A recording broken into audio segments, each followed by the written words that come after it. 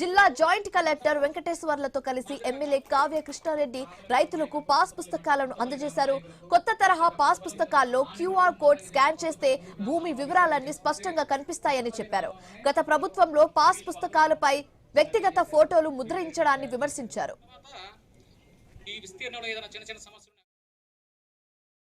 ఈ రోజున ఈ QR కోడ్ ని మనం గాని ఈ QR కోడ్ ఉంది అంటే మీ పొలము ఎలా ఉందనేది కూడా ఇక్కడ మార్కింగ్ ఇవ్వడం జరిగింది.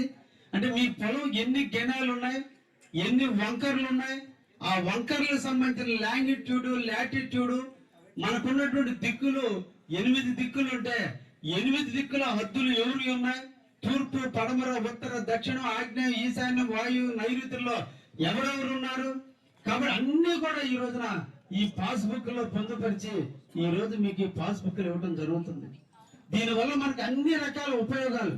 ఇక్కడ నుంచి బ్యాంకు లోన్ కావాలంటే బ్యాంకు లోన్ ఇచ్చేటువంటి మేనేజర్ లేదంటే సూపర్వైజర్లు మీ పొలానికి వచ్చి చూడాల్సిన అవసరం లేదు.